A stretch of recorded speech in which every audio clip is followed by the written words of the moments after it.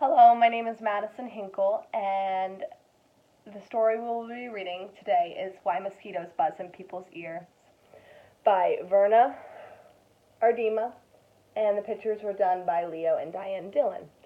This story is really great for first grade students because the content and wording in the story can be easily taught with the guidance of a teacher. I would not suggest this book to be done independently unless it is a reread of the story. I am not going to be reading through the entire story because I tested it out before I took this video and it took about 10 minutes. So I don't want to take that long. Before I would start reading this story with the students, I would first talk about a situation that may have bugged me about someone not being so nice or something like that, since the story is about a bug. Then the students, about 3 or 4 of them, I would ask to tell me a story about something that has bugged them. Then I would ask them to look at the cover and make their predictions about what the story is about and what they think this bug right here is going to be doing in the story. After all that, I would start reading. So I'll read the first few pages and explain my during strategies. One morning, a mosquito saw an iguana drinking at a water hole. The mosquito said, "Iguana, you will never believe what I saw yesterday." "Try me," said the iguana. The mosquito said, "I saw a farmer digging yams that were almost as big as I am." "What's a mosquito compared to a yam?" snapped the iguana grumpily. "I would rather be deaf than listen to such nonsense." Then he stuck 2 sticks in his ears and went off, meek, meek, meek, through the reeds. Why is the iguana so annoyed with the mosquito? Can anyone tell me? The iguana was still grumbling to himself when he happened to pass by a python. The big snake raised his head and said, "Good morning, iguana." The iguana did not answer, but lumbered on, bobbing his head, bottom, bottom. "Now, why won't he speak to me?" said the python to himself. "Iguana must be angry about something. I'm afraid he is plotting some mischief against me." He began looking for somewhere to hide. The first likely place he found was a rabbit hole, and in it he went, whassoo, whassoo, whassoo.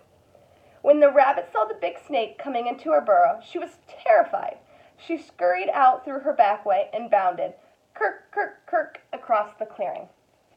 So the python seems sad or a little angry that the iguana didn't say good morning to him. Also, why, class, do we think the rabbit was so scared of the python when it came into the burrow? A crow saw the rabbit running for her life. He flew into the forest crying, "Caw, caw, caw." It was his duty to spread the alarm in case of danger. A monkey heard the crow. He was sure that some dangerous beast was prowling near.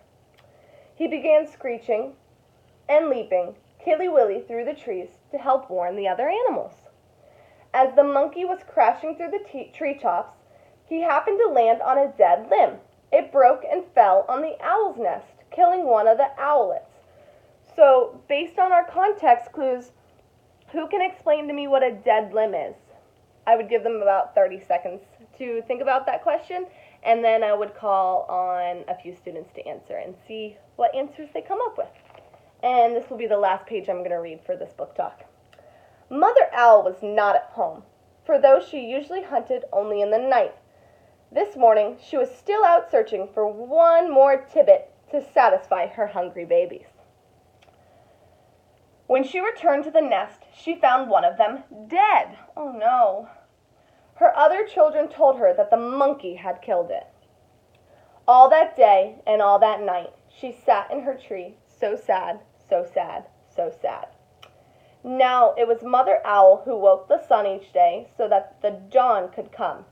But this time, when she should have hooted for the sun, she did not do it. The night grew longer and longer. The animals of the forest knew it was lasting much too long. They feared that the sun would never come back. Class, why is the mother owl so sad? And why isn't she bringing the sun back up? And then I would finish reading the rest of the story with a few I wonder questions, I wonder statements, and asking a few comprehension questions throughout. Then once the story is done, I would ask the students what they thought of the book, and I would ask the students, what did the mosquito cause throughout the whole story? And I should get an answer like, the mosquito annoyed the iguana, which scared the snake, which scared the rabbit, and etc.